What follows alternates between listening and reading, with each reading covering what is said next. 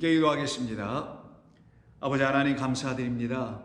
오늘도 저희들에게 새날 주시고 이 새날을 살아갈 수 있는 새 힘과 능력을 성령의 충만함의 은혜의 말씀을 통해서 주실 때 그 말씀으로 우리의 영혼이 흥하여 살아남의 역사가 모든 성도들 위해 나타나기를 원합니다.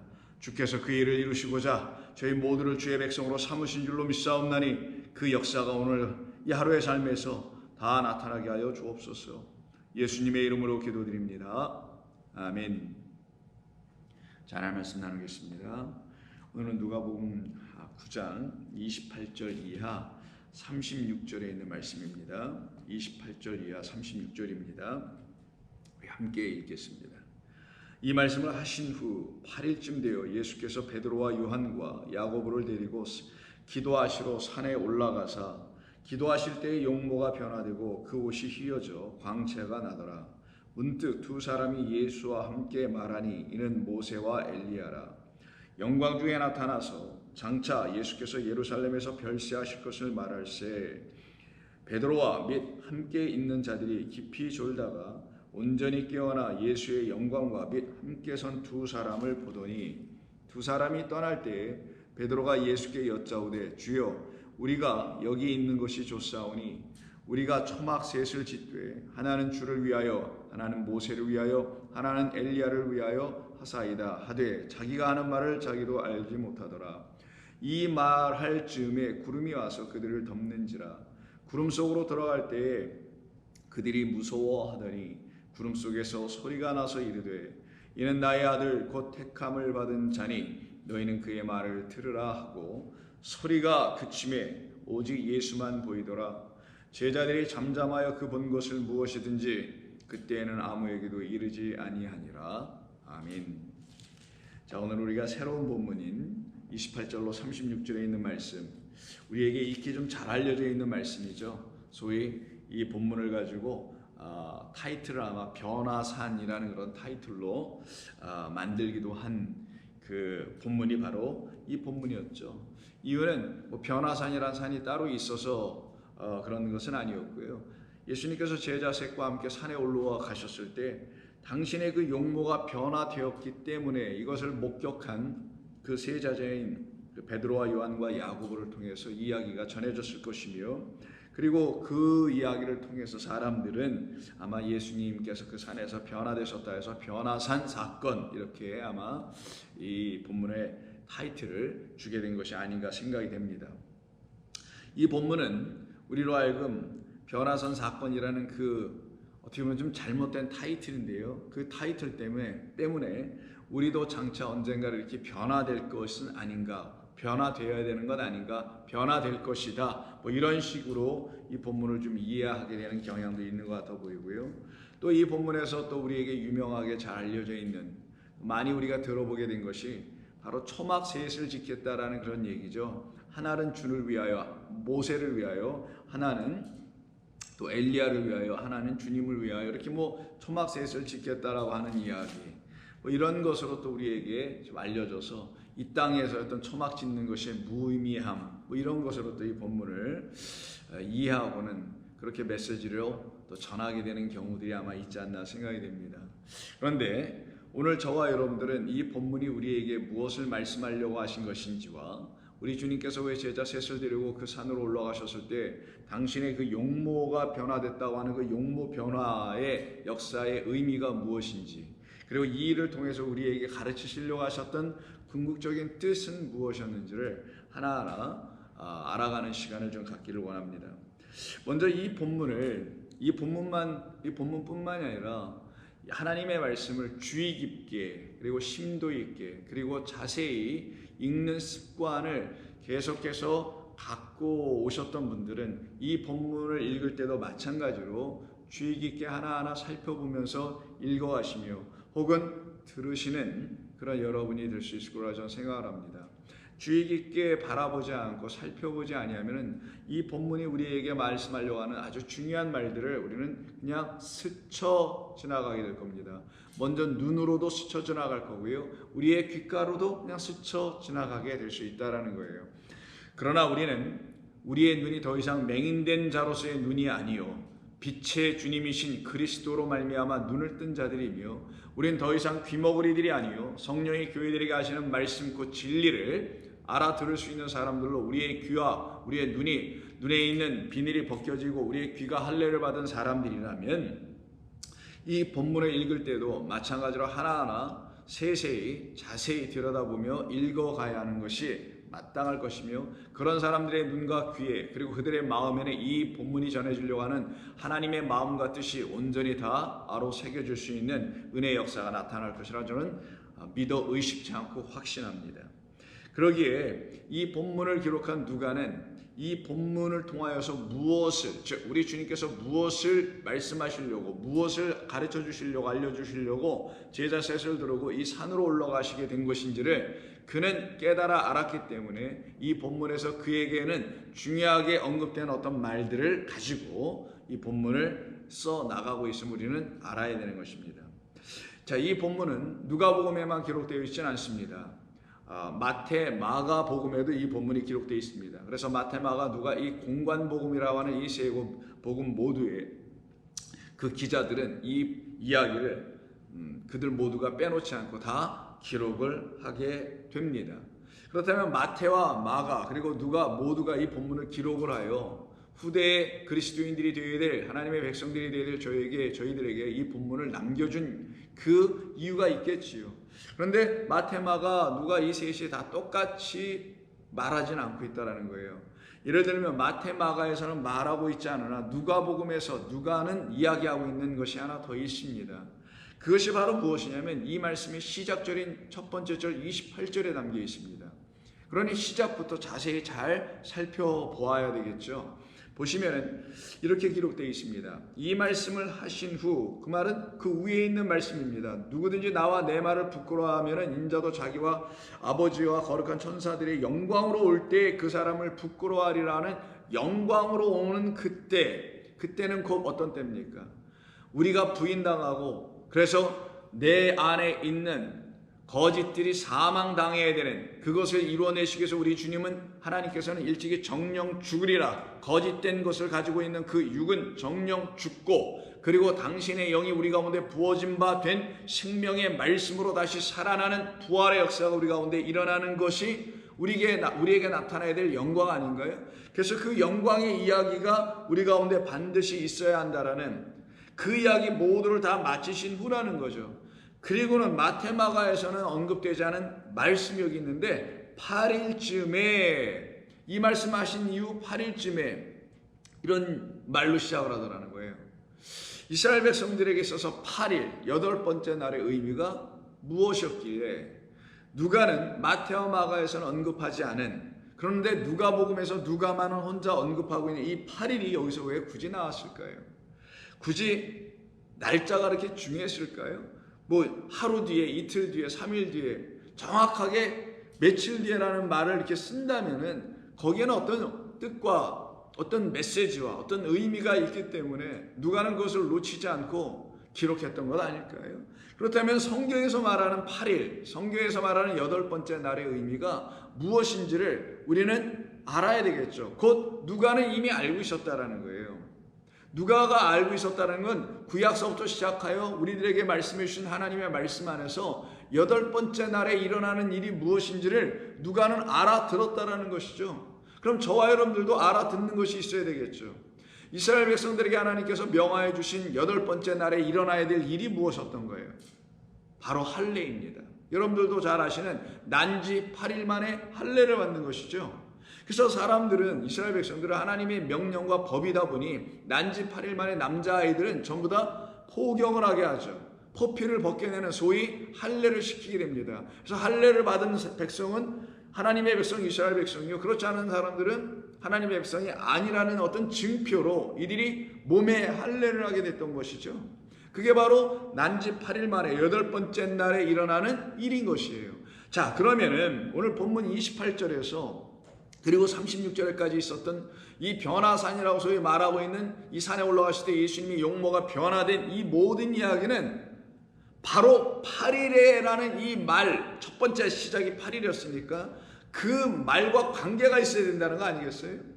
즉 8번째 날에는 할례를 받는 날이에요.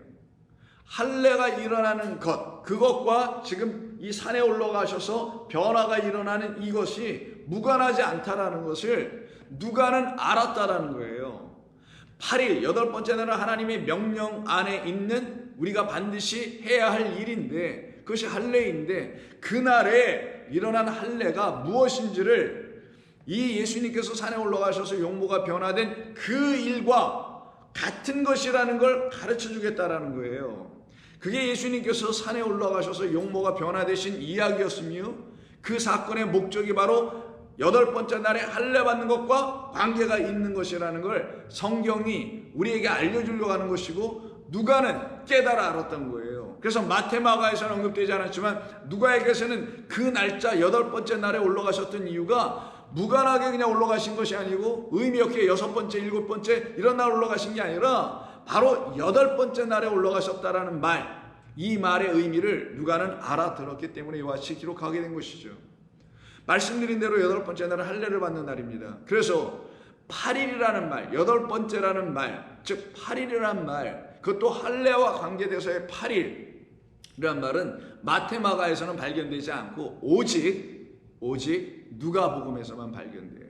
그럼 8번째 날은 어떤 일이라고요? 할례입니다. 할례는 태어난 새 생명 남자아이들에게 일어나는 사건이에요. 태어난 자들에게 일어나는 사건인데 남자아이들에게 일어나는 사건이 바로 할례죠. 그래서 그 할례의 역사가 일어나는 건 태어난 자들에게 일어나는 거예요. 그래서 누가복음은 1장 시작장인 첫 번째 장서부터 태어나는 이야기로 시작하는 거예요. 태어나는, 요한이 먼저 태어난, 세례 요한의 태어난 이야기, 그리고 예수님에 대한 태어나는 이야기로 기록된 곳이 1장 전체죠. 그리고 2장 3장으로 넘어가는 거 아니겠어요? 자, 그러니 누가에게 있어서 태어남에 대한 이야기가 첫 번째 장의 맨 앞에 오게 됐던 것은 그에게, 누가에게 있어서, 그리고 또 저와 여러분 모두에게 있어서 태어난다라는 의미가 무엇인지를 가르치고자 하는 거고 알아야 해야 한다는 이유 때문에 그러는 거예요. 성경에서 태어난다라는 말은 이 땅에서 한번 태어나는 걸로 끝나는 것이 아니라는 것을 알려주기 위해서 태어나는 이야기를 다시 쓰는 거예요. 사람이 땅에서 한번 태어나는 걸로 끝나는 게 아니라 물과 성령으로 다시 태어나야 되는 것이 우리에게 있어야 될 태어나는 역사, 다시 나는 역사, 이해한다라는 것을, 그것이 바로 우리에게 약속된 하나님의 언약이라는 것을, 그 언약을 하나님께서 신실하게 이루어내시려고 당신의 아들을 이 땅에 보내신다는 사실을, 그래서 그가 8번째 날에 산으로 제자 셋을 올라가셨을 때 용모가 변화되는 것과 이 난지 8일 만에 할례를 받는 것과 모두 관계가 있다는 것을, 그래서 태어나는 이야기로 시작하는 누가복음만의 특징이 여기 있는 거고, 그래서 누가복음에서만 8번째 날 8일에 할례 받는 이야기가 기록되어 있는 거예요. 자, 그러면 세례 요한, 즉 사가랴와 엘리사벳의 첫 번째 아들인 세례 요한이 태어나는 이야기가 기록된 것이 1장인데 그 중에 51절을 보시게 되면은 51절인가요? 어딘가요? 자, 57절부터 보겠습니다. 엘리사벳이 해산할 기한이 차서 아들을 낳으니 이웃과 친족이 주께서 그를 크게 긍휼히 여기심을 듣고 함께 즐거워하더라. 8일이 되매 라고 59절에 시작해요. 8일, 오늘 본문 똑같은 겁니다. 8일이 되매 아이를 할례하러 와서 그 아버지의 이름을 따라 사가랴라 하고자 하더라 라고 하는 말로 시작돼요. 여러분이 아시는, 이스라엘 백성들이 또 알고 있는 8번째 날의 개념은 대부분 할례 받는 것으로만 알고 있습니다. 그런데 그것은 반쪽만 알고 말았던 거예요. 아, 난지 8일 만에 할례, 그래서 8번째 날을 할례 받는 날, 이렇게만 생각하고 말죠. 그는 성경을 반만하는 거예요. 어떻게 보면 표피적으로 알고 끝났다는 것을 의미하기도 합니다. 다 모르면 표피만 안 것이니까, 겉만 아는 것이니까. 할례를 받는 것은 무엇을 의미하냐면 할례 받는 날 그날에 동시에 할례만 이루어지는 게 아니에요. 모두 이루어지냐? 어떤 것이 그 아이의 생명에게 어떤 사건이 일어나느냐? 이름이 정해져요. 이름이. 할례 받는 날은 포피를 제거하는 날임과 동시에 이름이 정해진다. 무슨 의미길래, 어떤 뜻이길래 이 둘이 같이 만나는 건가? 포피 제거하는 할례와 이름 주는 게 왜 같은 날에 동시에 이루어지며 할례가 먼저 선행되고 이름이 후발로 따라 붙는 이유가 무엇인가? 결코 이름 먼저 주고 할례 주지 않습니다. 순서는 할례 받고 이름 줘요. 할례가 무엇이길래? 할례는 단순히 겉에 포피를 벗게 되는 게 아니에요. 그거는 하나의 의식으로 주신 것뿐이에요. 그래서 모든 남자애들이 포피를 가지고 이 세상에 태어나도록 만들어 놓으신 거예요. 그리고는 포피 그거를 제거하게 하게 하시는 하나님의 명령을 그들이 받게 된 겁니다. 왜? 진짜 그들에게 베어져 나가야 될 것은 그 포피가 아니고 그거는 비유고 그거는 은유고, 그 포피를 베어내는 이 행위를 통하여 하나님께서 그들에게 가르쳐 주려고 진짜를 배우게 하시려는 그 비유를 통하여 들춰내줘야 될 비밀이 있었기 때문인 거잖아요. 그래서 우리는 비유로 듣고 끝나는 자들이 아니라 비유를 통하여 하나님의 나라의 비밀을 들어야 될 자들 아닙니까? 그 비밀이 뭐예요? 죽고 살아남이라는 비밀을 배워야 된다는 거예요. 이게 할례의 목적 아니냐고요. 할례는 표피를, 껍질을 벗겨내는다는 의미는 우리를 덮고 있는 껍질, 우리를 가리고 있는 껍질, 우리 앞에 쳐져 있는 수건과 휘장, 우리라는 육신의 이 껍질을 벗겨내지 아니하면은, 즉 우리는 볼 수도 없고 다시 날 수 없고 새 생명 가질 수 없고 궁극적으로는 그 이름, 새 이름 못 갖는다라는 거예요. 새 이름을 갖는다는 게 요한계시록의 7개 교회에서 그래서 선포되어 나오는 거예요. 자, 그러니 생각을 해보세요. 포피를 벗는 것이 우리의 육신의 죽음을 가르치는 것이었구나라는 것을, 그래서 나의 껍질이 벗겨져야 된다는 것, 그 껍질은 어디서부터 만들어진 것이냐? 바로 이 첫 번째 하늘과 첫째 땅, 이 지어진 것만 가지고 하나님을 찬양하고 하나님께 영광을 돌리니, 주님을 알아니, 예수님을 만나니 하고 있는 그런 모든 차원의 사람들이 아직 할례 받지 못한 거라고 하는 거예요. 이 첫째 하늘과 첫째 땅으로 뒤덮여 있잖아요. 이게 표피예요. 이게 포피, 이게 껍질이에요. 이것이 벗겨지는 걸 휘장이 찢어져서 열려지는 거라고 하는 거고, 이것을 이루어내신 분이 그리스도 예수의 죽음이었던 거예요. 그래서 할례는 반드시 죽음이 선행되는 걸 가르치는 거예요. 그래서 포피를 벗는 건 그의 생식기 잘라져 나감, 생명 없음 가르침을 얘기해 주는 거예요. 죽은 자라는 걸 알려주는 거예요. 그것 가지고는 안 된다는 걸 가르쳐 주는 거예요. 그래서 이 첫째 하늘과 첫째 땅이 첫 번째 장막, 보이는 장막, 이게 초막입니다. 그걸 다시 짓겠다고 했으니 말이 안 되는 거잖아요. 이들이 한 말이. 그거를 벗겨버리는 거예요. 제거해버리는 거예요. 없애버리는 거예요. 첫 번째 장막을. 그러면 우리 안에 있었던 첫 번째 장막으로 만들어진 보이는 창조의 세계에 의해서만 만들어져 지어진 그 자가 누구냐? 육이에요. 그래서 우리 모든 육은 이 땅에서 나오는 거예요. 땅에 있는 모든 것들로 말미암아 지어지는 것, 이 온 천하에 있는 걸 땅이라고 하는 겁니다. 그걸로 지어진 상태로 그대로 살면 아직 할례 받지 못한 거예요. 행위와 의식만 한 거죠. 그걸 겉이라고 하는 거예요. 겉에 것만 반질하게 닦아놓는 그런 바리새인과 서기관들 같은 화 있을 징조로 여전히 남아있게 되는 거예요. 그것을 끝내기 위해서, 그것이 더 이상 우리 가운데 일어나지 않게 하시기 위해서 우리 주 그리스도 예수께서 이 땅에 오신 것입니다.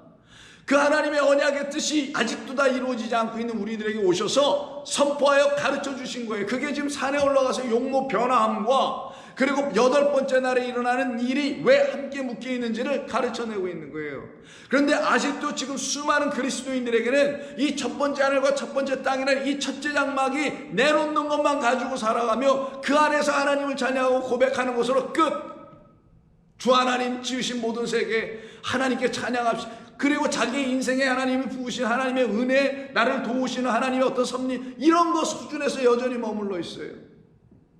그것은 인생으로 살아가는 가운데서 하나님이라는 영원한 우리의 아버지를 알지 못하는 우리들에게 잠깐 이것을 보여주시면서 이것을 통하여 교훈받고 깨달아 알게 되게 하려고 하는 과정으로 주신 것뿐이고, 그 과정을 통하여 깨달아 알게 되면 이건 끝이 나버려야 되는 거예요.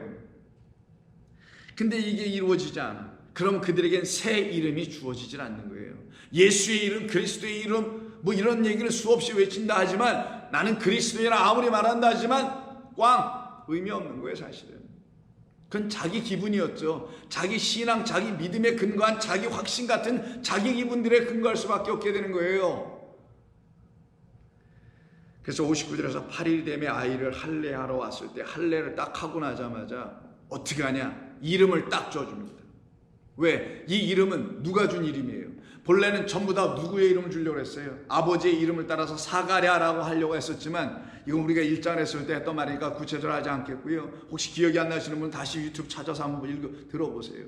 사가랴라고 하려고 했지만 사가랴를 하지 못하게 하자 그래서 그 입을 닫아버리기도 하죠. 그리고 나중에 서판에 쓰면서 요한이라고 합니다. 요한은 세례 요한의 아버지인 사가랴에게 준 이름이 아니고 누구에게 줬습니까? 이름을 저기에게 먼저 주잖아요.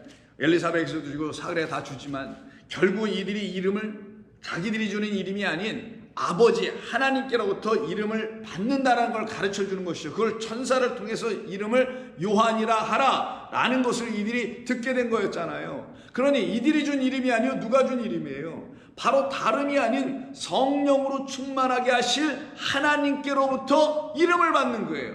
하나님께로부터 다시 난자되었을 때 그럼 하나님께로부터 나신 진짜 아버지는 하나님이시네. 그러니 육의 아버지는 사가랴일 수 있지만 진짜 우리 아버지는 성령으로 난자들에게서의 아버지는 하나님 영원하신 아버지시니 아버지가 우리에게 이름을 줘야 될 거 아니에요. 아버지가 아들에게 이름 준 이름이 뭡니까 여러분? 여러분이 알고 있는 아버지께서 아들에게 이름을 줘 우리에게 보내신 그 이름이 뭐냐고요? 예수 그리스도예요. 그래서 저와 여러분들은 전부 다 예수 그리스도가 돼야 되는 거예요. 사실은 엄격하게는 아니 궁극적으로는 우리의 이름은 다 빼앗기는 거고 왜? 육은 포피 잘라져 나가며 껍데기 벗으며 나의 육신의 생각이 끝나며 첫째 장막과 첫째 하늘 바로 뭡니까? 이 우리의 육신의 생각을 계속 만들어가는 이것이 아직 끝나지 않은 이게 벗겨져 하늘이 말려가도 떠나가는 역사 십자가에서 예수의 죽음과 함께 묶여서 끝나버리는 역사 그래서 더 이상 하나님의 말씀을 땅의 것으로 해석하거나 교회 부흥이나 이런 자빠지지 않는 일들이나 하는 그런 것으로 하나님의 말씀을 택하여 함부로 취하는 거짓된 복음들을 선포하는 자의 삶이 딱 끝나게 하는 육신의 완전한 할례 이게 죽음이란 말이에요. 이게 자기를 부인하고 십자가 지라고 했던 거란 말이에요. 그래서 이 말씀을 마시고 이 말씀을 이뤄내시려고 8번째 날에 올라가신 거예요. 지금 하나님의 놀라운 지혜의 계획 섭리 한치의 오차도 없이 하나님께서 해나가시는 일을 보시라고요. 그래서 요한이라고 결국 짓죠. 하나님의 은혜 받은 자 은총 입은 자라는 이름으로 우리는 다시 지어지는 거예요. 그게 요한의 뜻이니까. 그럼 예수님의 경우는 어떻습니까? 2장을 보세요. 2장에 들어가서 2장에서도 똑같이 예수님에 대한 이야기가 기록되어 있는 부분이 할례에 대한 이야기가 있을 거 아니겠어요. 그래서 예수님께서도 할례를 받으시러 또 난지 8일 만에 가시겠죠. 그래서 난지 8일 만에 예수님을 데리고 정결 의식을 행하고 그 아기를 할례하러 들어가게 됩니다. 할례로 들어갔을 때 그 이름을 무엇이라고 집니까? 똑같이 예수라고 짓게 돼요. 그 예수는 마리아가 요셉이 이미 결정해 놓은 이름이 아니란 말이에요. 그는 진짜 그의 아버지가 하늘에 계신 하나님이라는 그 아버지라는 이유 때문에 그 아버지께서만 그 아들에게 이름을 지어주셔야 되기 때문에 성령으로 잉태해서 성령으로 난 자는 우리도 하나님의 영으로 잉태되어 하나님의 영이 우리 안에 들어와서 우리가 다시 낳게 되면 우리의 이름도 똑같이 구원받은 자, 누구를 구원해낼 수 있는 자, 그리스도 기름 부음 성령을 받은 자 똑같이 이렇게 되어가야 한다는 것을 되게 될 거라는 걸 가르치는 거란 말이에요. 근데 그게 뭔지도 모르고 자기가 그리스도인이라고 말하는 인간들은 그건 진짜 적그리스도이고 21절 보시면 2장에 할례할 8일이 되매 그래서 할례는 8번째 날 8일째네요. 할례할 8일이 되매 그 이름을 예수라 하니 곧 잉태하기 전에 천사가 일컬었던 이름이었기 때문이라 이렇게 분명히 얘기해요. 그럼 저와 여러분들도 이미 태초 이전에 하나님께서 우리를 누구라고 예수라고 우리를 누구라고 그리스도라고 예수는 육신이요 그리스도는 영을 갖게 된 존재예요. 우리가 한 번 태어나면 예수처럼 육신을 갖고 이 땅에 태어난 자나 성령으로 다시 잉태한 자가 되면 그때는 그리스도가 되는 거예요. 우리 모두도 기름 부음 기름은 성령 하나님의 영 사방에서 우리에게 몰려 들어갈 하나님이 이으신 천지 모든 것이 하나님의 영을 담은 것들인데 그 모든 것이 결국은 하나님의 영을 나에게 주시려고 하셨던 것이라는 걸 알게 되면 이것은 떠나가고 그리고 그 안에 있는 하나님이 약속하신 그 하나님의 영이 사방에서 불어서 내게로 들어와야 되는 거예요. 그게 에스겔서에서 이야기예요. 그것이 내게 들어오지 않고 이 보이는 것이 내게 들어오면 나는 여전히 육으로 남는 거예요. 그걸 사망이라고 하는 거예요. 여전히 사망. 근데 그 영이 내게 사방에서 불어오면 그 마른 골짜기에서 죽어있는 마른 뼈 같은 나의 육이 살아나는 거예요. 그 영으로 생기로. 이 역사가 일어나는 겁니다. 모두에게 일어나야 되는 거예요. 모두에게. 8번째 날에. 그럼 그 전날은 몇 번째 날? 7번째 날. 그 전날은 몇 날? 6번째 날. 그럼 첫째 날부터 6번째 날까지 하루에 한 번씩 만나러 걷죠. 그리고 뭐합니까? 7번째 날을 지나죠. 안식이에요. 안식은 완전히 죽고 끝남이에요. 그게 뭐예요? 완전한 평안. 하나님이 내게 오셔서 나의 육을 완전히 죽여버리고 끝! 그러면 나는 더 이상 뭐 할 수가 있는 게 없어. 그걸 쉼, 평안이라고 하는 거고 완전한 쉼, 이걸 안식이라고 하는 거예요. 그래서 6번째 날까지 하나씩 걷어들이더라. 6번째 날에 한 오매를 더 걷어들인 이유가 거기 있었던 거예요. 그가 진짜 하나가 내게 가짜 하나를 들고 있는 나에게 와서 이게 이거야 라고 짝을 딱 맞춰주니 그게 그런 거였어 나 이제 알겠네요 라고 그 진짜의 하나를 내가 받아들이네. 진짜 모노게로서 독생자를 받아들이네. 그때 그가 죽고 그가 다시 7째 날로 들어가서 평안 안식을 누리는 거예요. 그리고 8번째 날 뭐합니까? 안식 후 첫날 부활하는 거예요. 그래서 생명을 얻는 거예요. 이 부활을 뭐라고 하느냐? 새로 태어나는 것이다. 새 생명을 가지는 것이다. 이것이 저와 여러분에게 일어나야 함을 우리 주님께서 가르쳐 주신 것이고 그것을 알게 된 누가가 마태와 마가는 언급하지 않았던 8이란 말을 그래서 여기 본문에서 딱 3번을 쓰는 거예요. 1장, 2장 그리고 9장에서.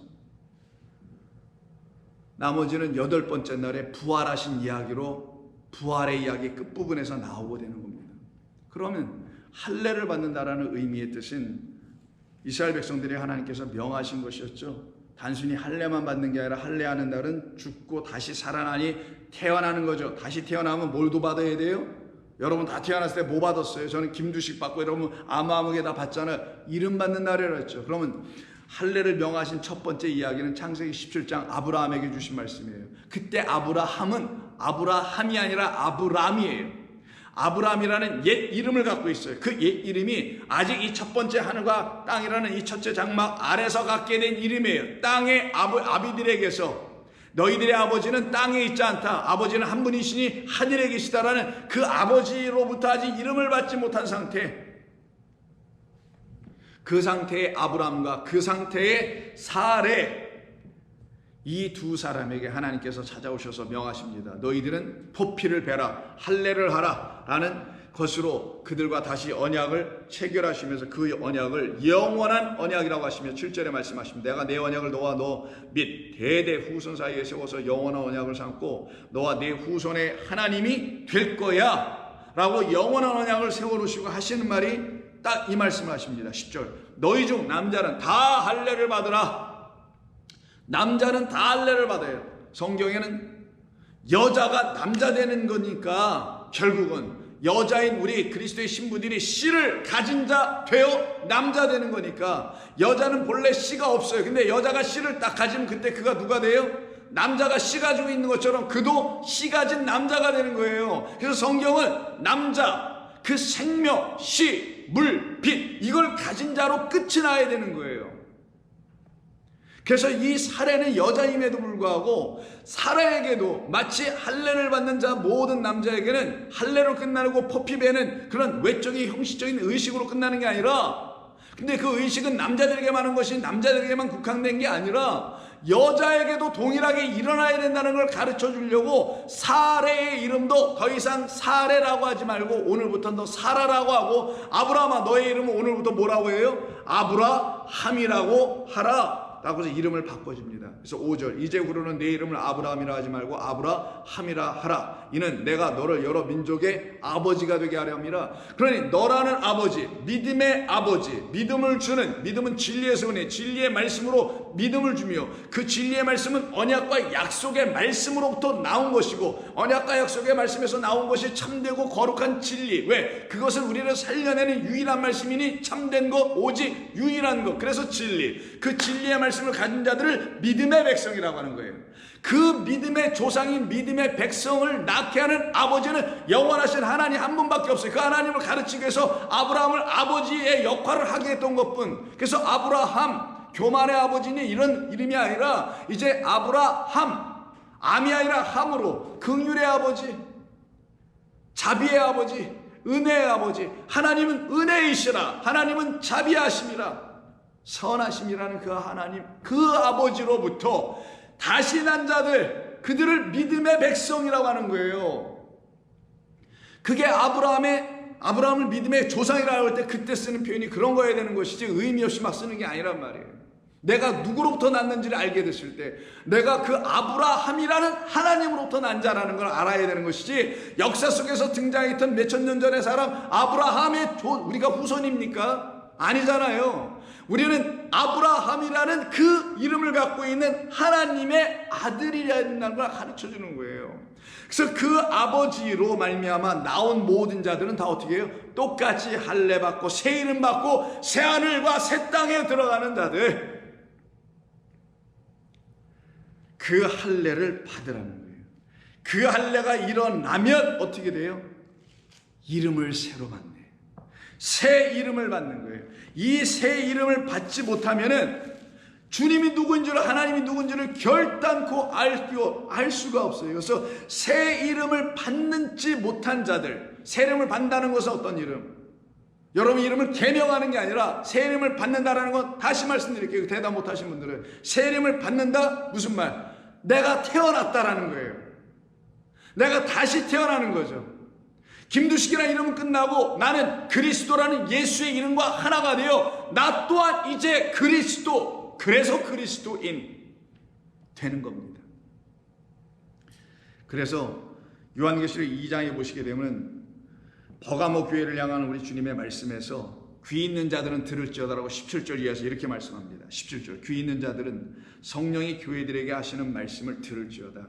이기는 그에게는 육을 벗고 영으로 우리에게 다시, 당신이나 영으로 우리를 다시 살려내시는 그 이김, 그 승리, 그것이 일어나기 위해서는 하나님의 말씀과 예수의 증거로 이겨버린 사람들, 참된 진리로 거짓의 모든 말들을 이제 물리쳐내는, 이겨내는 사람들,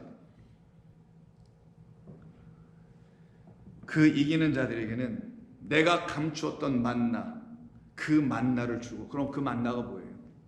보이는 만나는 첫째 날서부터 여섯 번째 날까지 하루에 한 오매씩 거두라는 이 보이는 만나. 그래서 너희 조상들은 그 만나를 보이는 것으로 주워다 먹고 다 죽었다. 보이는 것으로 먹으면 죽어. 하나님께서 이 보이는 것, 이걸 그대로 취하면 너희는 죽어. 이생의 자랑, 안목의 종욕에 빠지게 돼. 이걸 가지고 뭐 어떻게 해보자, 이게 하나님께 영광을 돌릴 수 있는 도구가 된다. 자식들도 잘 키워서 하나님께 영광을 돌릴 수 있는 어떤 도구들로 만들어 가보자. 이 세상에 소금과 빛이 되게 하자. 그따위 소리에서 멈추게 돼. 그러나 감추어진 만나를 못 먹어서 너희 조상들이 다 죽었다라고 우리 예수님께서 요한복음 6장 5방 2여에서 말씀하신 거 아니냐고요. 그러니 너희들은 그런 것이 일어나면 안 되지. 그렇게 되면 안 되지. 그래서 내가 온 거야. 누구로? 보이지 않는 만나. 그 만나는 모세가 준 게 아니라 하나님께서 주신 거냐. 모세는 보이는 자, 보이는 자가 주는 건 보이는 떡이나 주고 보이는 먹을 것이나 물이나 주지만 하나님은 보이지 않는 분이시, 보이지 않는 분이 주는 것도 보이지 않는 걸 주겠지. 보이지 않는 분이 와서 너희들에게 뭘 줄 때 그게 보이겠니? 안 보이는 영원하신 이 첫째 장막을 뛰어넘은 그 너머의 세계인 영원한 아버지의 것을 아버지의 나라로부터 주시겠지. 그걸 감추어진 만나, 이 하나님의 이 보이는 만나, 이 율법, 하나님의 말씀 성경을 통하여 이 안에 담겨있는 보이지 않는 참된 진리라는 만나, 그리스도라는 만나를 이기는 자들은 다 받게 될 것이다. 그게 바로 여섯째 날 또 다른 한 호매를 거두어 드리라는 명령을 하신 이유였던 거예요. 그 또 다른 한 만나가 보이지 않는 만나를 가르치시려고 하는 그 만나였던 겁니다. 근데 그 만나는 어때요? 첫 번째에서 여섯 번째 날까지 한 오매씩 얻어들은 건 다 썩을 양식. 그래서 너희는 썩지 아니할 양식을 위해서 일하라라고 말씀하신 뜻도 거기에 있는 것. 그래서 썩지 않을 양식은 보이지 않는 만나만 썩지 않는 거예요. 보이는 모든 건 내둬도 그냥 다 썩어요. 녹슬든 다 풍화장을 통해서 다 사라져버리든. 근데 보이지 않는 것은 영원함이라. 이게 보이지 않는 만나예요. 그리스도 예수는 하나님은 영원하심이라.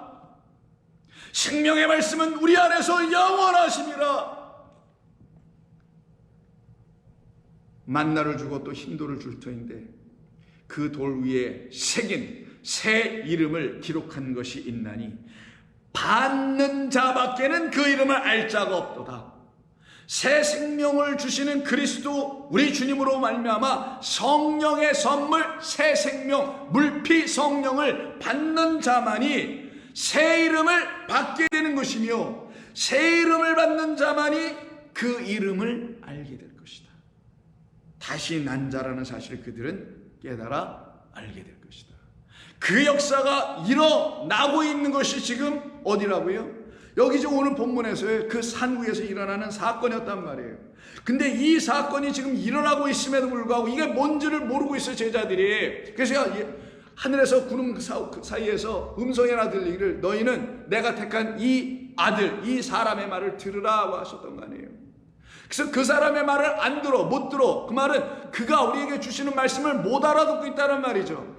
하나님께서 모세를 통한 율법을 주셨는데 못 알아들어. 그 시대가 다 모래밭에서 다 죽는 거예요. 그리고 신명기서인 두 번째 책에서 다시 그 말씀의 뜻을 풀어 설명해 주죠. 그래서 새로운 모세가 오시는 그리스도 예수께서 오셔서 이 말씀의 뜻이 이런 거라고 설명해 주는 걸 신명기서라고 하고 그 신명기가 율법을 풀어주는 말씀이란 말이에요. 그때 이 할례를 놓고 신명기서에 보면 신명기 10장에 15절에서 다음과 같은 말씀을 합니다. 여호와께서 오직 내 조상들을 기뻐하시고 그들을 사랑하사 그들의 후손인 너희를 만민 중에서 택하셨음이 오늘과 같으니라.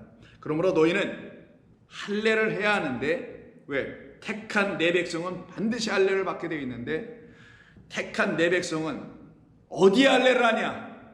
몸에다는 껍질 벗긴 포피 벗긴 그런 육신의 할례가 아니요.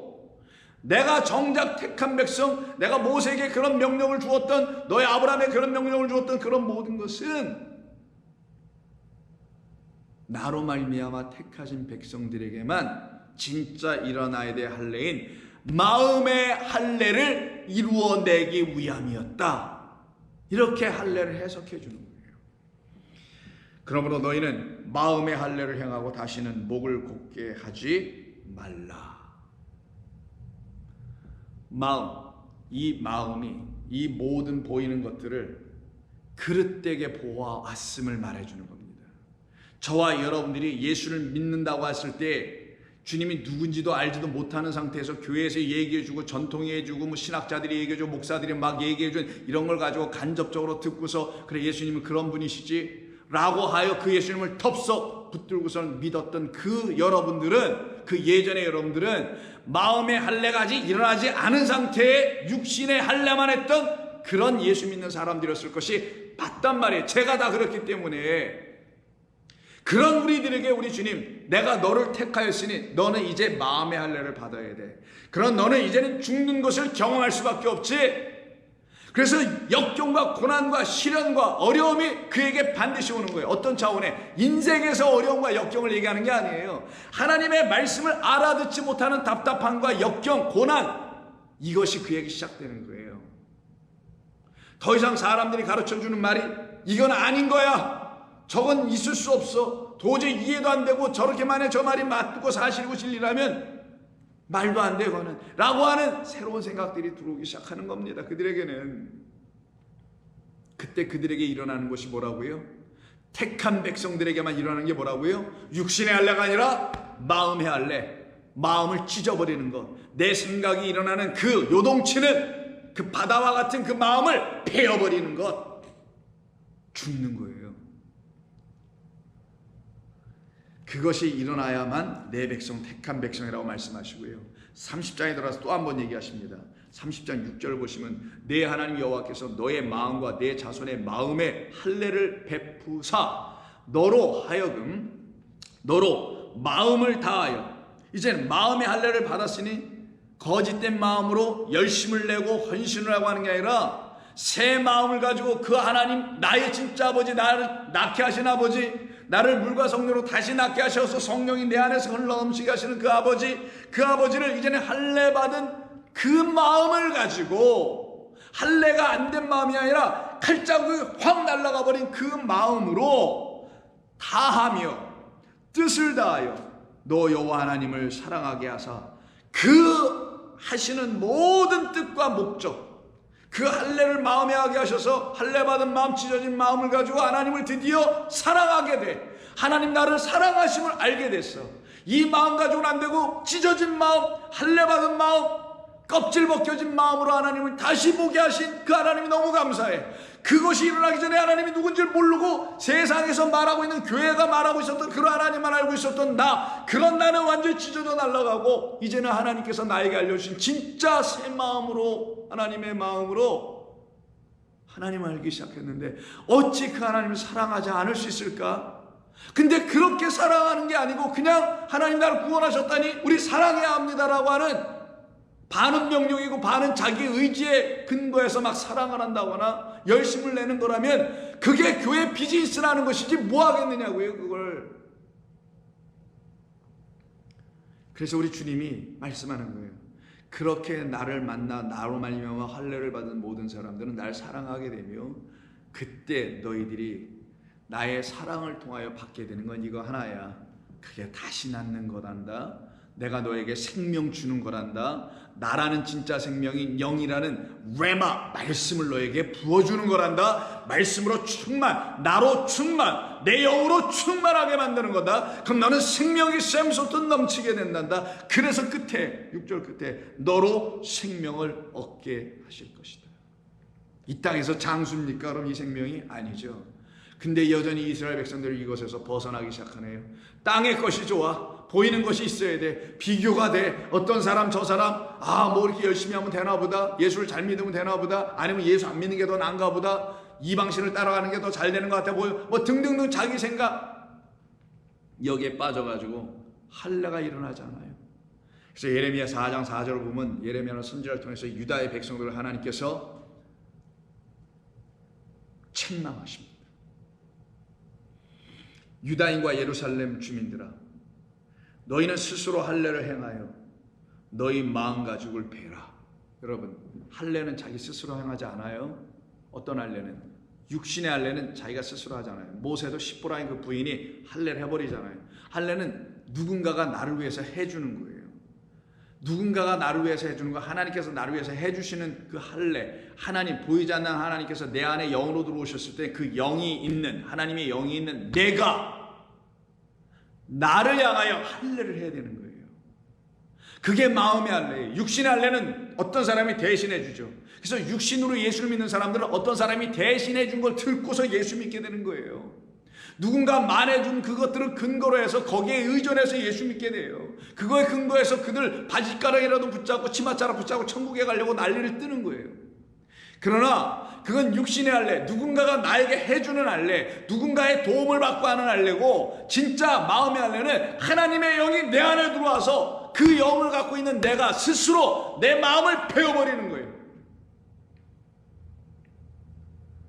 스스로 할례를 행하는 마음의 할례, 영으로 베어내는 성령의 검, 말씀의 검으로, 좌우의 날성검으로 베어버리는 그 할례를 행하여 너의 마음의 가죽을 베어버리고 나 여호와께 속하라. 그러면 베어버리기 전에는 여호와 것이 아니었다라는 거죠. 너는 내 것이라는 말이 안 되는 거예요. 너는 내 것이라는 건 내가 낳았으니 너는 내 것, 이웃집 아들을 너는 내 것이라고 우리가 하지 않는 것처럼, 내가 낳았으면 너는 내 것, 그럼 너는 나로부터 다시 태어났으니 너는 내 것, 내게 속한 자, 나의 소유, 제사장의 나라의 백성 되는 거예요.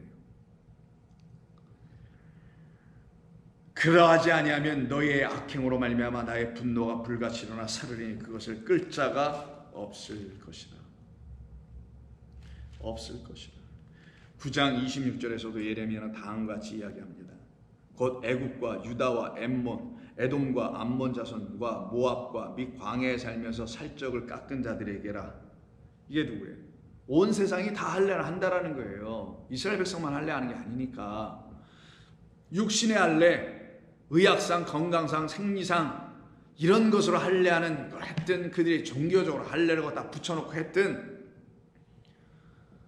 육신의 할례 아직도 하나님의 말씀으로 죽고 살아남이 없는 그 할례를 온 세상은 다 하고 있다, 이 얘기하는 거예요. 하나님의 말씀의 영이 떨어지지 않아서 여전히 자기의 생각과 마음으로 뜻한 어떤 것들을 가지고 신을 만나니 뭐 어쩌니 저쩌니 하는 이런 모든 것들을 놓고 애굽, 유다, 에돔, 암몬, 모압, 광야에 사는 모든 이 광야, 이 세상에 사는 모든 사람들 다 살적을 배웠다. 자기들의 뜻대로 했다라는 거예요. 그냥 무릇 모든 민족은 할례를 받지 못하였고, 근데 그건 할례가 아니다, 이렇게 말씀하세요. 그리고 더 나가서 그럼 이스라엘 백성은 어떻더냐? 그들은 내가 가르쳐준 그 할례는 또 하지도 않고 있네. 어떤 할례? 마음의 할례는 아직도 받고 있지 못하고 있구나. 그럼 이렇게 마음의 할례도 하지 못하고 있는 이들, 왜 이렇게 일어나지 않은 거예요? 마음의 할례가. 그들이 하나님의 말씀을 온전히 세심히 유익 있게 보는 눈의 할례, 비늘 벗겨짐이 일어나지 않았고요. 귀에 들을 귀 있는 자는 들어야 되는 비유의 말씀을 너희들은 이제 더 이상 비유로 듣지 않고 천국의 비밀을 들을 수 있는 그 귀, 그래서 너희의 귀는 복되고 너희의 봄은 복되도다. 이게 마태복음 13장 비유장에서 나오는 거잖아요. 그 역사가 일어나지 않은 사람들은 여전히 목이 곧고 난 다 되었다라고 하고 끝이 나버린 자, 나는 이제 자유의 뭐 헛된 소리를 하고 돌아다니는 자들이 있어요. 그게 아니에요. 정말 자유한 자는 더 그 안으로 끌려가게 돼 있어요. 하나님 주신 그 말씀이라는 세계 속으로 깊이 깊이 들어가서 하나님을 찬송하며 기뻐하며 주를 높일 수밖에 없게 됩니다. 근데 알지도 못하고 또 높이는 자들도 또 문제가 있겠지. 자기 생각에 빠져가지고. 그래서 할례 받은 자는 새 생명 얻은 자니 그 생명은 하늘의 아버지로부터 받은 것이니 땅의 아버지로부터 받은 이 육신의 생명은 의미 없음을 알아요. 이건 진짜 생명을 갖기 위한 과정에서 필요한 생명이 있음을 알기 때문에, 진짜 생명 들어오기 전에 이 생명이 정말 중요했겠지만 진짜 생명 하늘의 것이 생명의 하나님의 말씀으로 말미암아 생명과 부활이, 나는 부활이고 생명이라는 그리스도가 내 안에 딱 들어서 나를 살려내는 완전한 생명의 역사가 일어난 사람들은 더 이상 육신의 생명이 그렇게 대단히 중요하지 않은 것으로 보여지는 거예요. 그런 사람이 누구였느냐? 사도행전에 7 집사 중에 한 분이었던 스데반이었습니다. 스데반은 성령으로 충만하였죠. 지혜로 충만하죠. 이미 할례 받았다라는 거예요. 거듭났다라는 거예요. 그가 51절에서 유대인들, 예루살렘의 사람들, 아직 목이 뻣뻣하고 할례 받지 못한 자들이죠. 겉으로는 했죠. 의미 없는 할례들. 그러나 이 육신의 장막이 아직도 떠나가지 못한 그 할례는 막 받고 있었던, 그래서 마음의 할례가 일어나지 않은 그들을 향하여 51절에서 다음과 같이 말씀합니다. 목이 곧고 마음과 귀에 할례를 받지 못하는 사람들아, 너희도 너희 조상들과 같이 항상 성령을 거스르고 있구나. 참된 진리의 말씀을 주셔서 우리로 살아나게 하는 생명 주는 그 성령을 거스르면 어쩌자는 것인가. 그래서 로마서에서 바울은 2장 26절에서 이렇게 말하는 거 여러분 잘 아실 겁니다. 무릇 표면적 유대인이 아니요, 표면적 겉에 드러난 거예요. 그것에 할례를 한 유대인은 유대인이 아니에요. 하나님의 말씀을 겉에 문자, 십계명을 엉뚱하게 이해하고 그런 문자로 열심히 하나님 어떻게 섬겨보겠다는 그런 유대인들, 그런 그리스도인들은 그리스도인들이 아니요, 표면적 육신의 할례가 아니니라.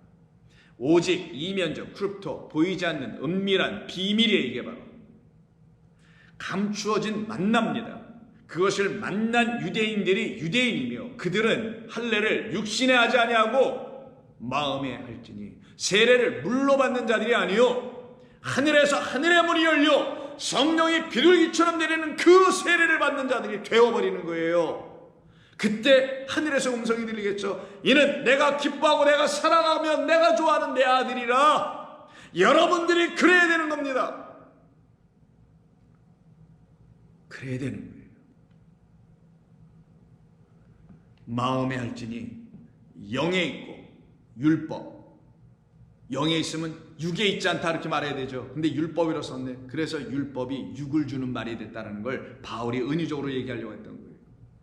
영에 있는 것이지, 영으로 하는 것이지 육으로 하게 하는 율법에 있지 않다. 그들은 율법이 말하려고 하는 그 영을 오해하고는 율법이 내놓는 겉의 것 육으로 할래하고 육으로 섬기고 육으로 뭘 하려고 애썼던 자들이었다. 그런 그들에게는 하늘이 열리지 않고 여전히 이 보이는 첫째 장막에 갇히게 되지. 그래서 이 첫째 장막에 갇혀있는 이야기, 근데 거기서 자유케 되고 나온 사람들에 대한 이야기가 고린도후서 4장과 5장에 기록되는 거예요. 여러분, 고린도후서 5장 17절 딱 떠오르는 거 있죠. 누구든지 그리스도 예수 안에 있으면 새로운 피조물이라. 이게 무슨 뜻이에요? 그리스도 예수로 말미암아, 그리스도 예수 진리로 말미암아 새로운 피조물, 다시 태어나는 거예요. 우리가 다시 지어지는 거니까 아버지의 손에서 지어진 거 다시 태어난 자, 그럼 이름 새롭게 갖는 거예요. 이게 그 이야기가 기록된 곳이 5장, 4장 하반과 5장이에요. 그 이야기 속에서 우리가 깨달아야 할 게 뭡니까? 14절, 그리스도의 사랑이 우리를 강건하게 하시는도다. 우리가 생각하건대 한 사람이 모든 사람을 대신하여 죽었은즉 모든 사람이 죽은 것이라. 그가 모든 사람을 대신하여 죽으심은 살아있는 자들로 하여금 다시는 그들 자신을 위하여 살지 않고 오직 그들을 대신하여 죽었다가 다시 살아나신 이를 위하여 살게 하려 함이라. 그러므로 우리가 이제부터는 어떤 사람도 육신을 따라 알지 아니하노라. 마음에 할례 받았으니 겉의 것으로 판단하고 보는 자들이 안 된다라는 거예요. 비록 우리가 그리스도도 육신을 따라 알았으나 한때는 육신 내 생각을 통하여 그리스도를 알았니? 예수님을 알았니? 한 적이 있었다 고백하는 거예요. 지금 이제부터는 그렇게 알지 아니하노라. 그런데 지금도 그리스도인이라고 하는 수많은 이 땅의 교회에 참석하고 있는 교회를 다니는 사람들이 육신으로 그리스도를 만나버리고 끝나고는 말하기를 그는 나의 주님입니다라고 말하더라는 거예요. 그에게 하나님의 말씀을 가지고 얘기하면 그게 무슨 신하라 까먹는 소리 같은 얘기하는 거예요. 안 듣더라는 거예요. 왜? 자기 생각엔 자기가 다 되었으니까. 그게 교만이에요. 아직 안 죽은 거예요. 자존심 상해서 못 듣겠죠. 난 한 번도 그렇게 생각해 보지 못했는데, 난 한 번도 그런 말을 그렇게 이해해 본 적이 없었는데 당신은 어떻게 그렇게 하는 거야? 당신 왜 그렇게 얘기하는 거야? 난 그렇게 듣고 싶지 않아. 난 내가 아는 대로 전통대로. 그래서 그들이 붙들고 공격하는 게 전통, 유전, 신화. 더 나가서 전통도 부족하니까 traditional 이게 부족하니까 orthodox, 정통, 이게 진짜야. 이런 걸로 들고 나오네. 열심히들 하세요. 감리교든 장로교든 베프티스트 침례교든 열심히들 하라고. 니들끼리 그런 겁니까? 우리 좋은 교회는 그런 게 아니에요. 여러분들은 그런 말씀 저를 통해서 한 번도 들은 적이 없습니다. 우리는 우리 주님을 통해서 그런 말씀을 한 번도 들어본 적이 없기 때문에 저와 여러분들은 그런 말을 할 수도 없는 사람들이 되어 있는 거예요. 이미. 비록 우리가 한때는 그리스도를 육신을 따라 알았던 적이 있었으나 바울이 시인하잖아요. 이제 나는 그 모든 것을 배설물로 여기고 오직 십자가 그리고 부활하신 그리스도에는 내가 아는 바가 없고 전할 것이 없다고 고백하죠. 이제부터는 그같이 알지 않게 되니 어떤 일이 벌어져? 그런즉 누구든지 그런 사람들에게는 그리스도 안에 있으면 새로운 피조물이라. 이전 것은 지나갔으니. 육신의 할례로는 안 지나가요. 여전히 육신을 가지고 끌탕하고 육신의 문제를 가지고 기도나 하고 있겠죠. 아니에요.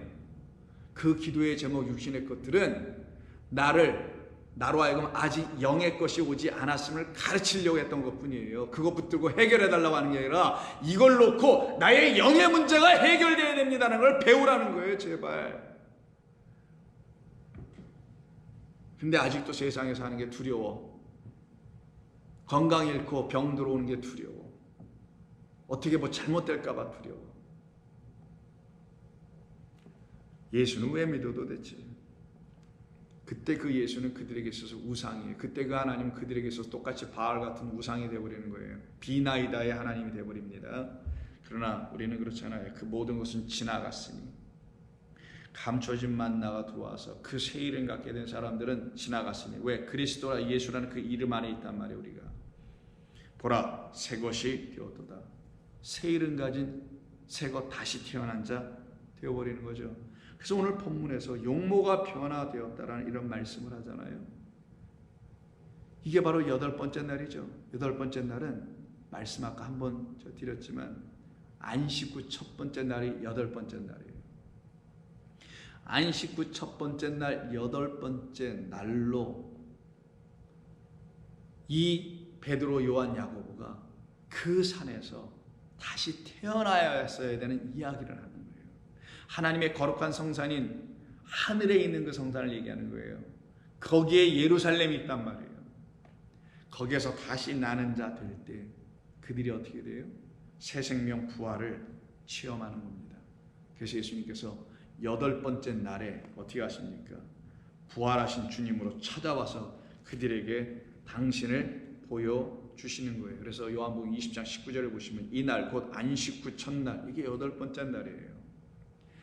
저녁 때에 제자들이 유대인들을 두려워하여 모든 모인 곳의 문들을 닫았더니 예수께서 오사 가운데 서서, 그럼 이 예수님은 부활의 주님이시겠죠. 어떻게 거기 막 들어오시겠어요? 육신으로 못 들어오잖아요. 너희에게 평강이 있을지어다 이 말씀하시고 손과 옆구리를 보이시더니 제자들이 주를 보고 기뻐하더라. 예수께서 또 이르시되 너희에게 평강이 있을지어다 아버지께서 나를 보내신 것 같이 나도 너희를 보내노라 하시며 그들을 향하여 숨을 내쉬며 이르시기를 성령을 받으라. 그래서 예수님께서 8번째 날에 그 산에 올라가셔서 변화되신 그 이야기는, 그 용모라는 그 모습이 변화되신 이야기는 당신으로 말미암아 우리가 어떻게 할례를 받고 새로운 이름으로 그리스도 안에서 새로운 피조물로 완전히 바뀌어지게 될 것인지를 보여주시는 사건이었습니다.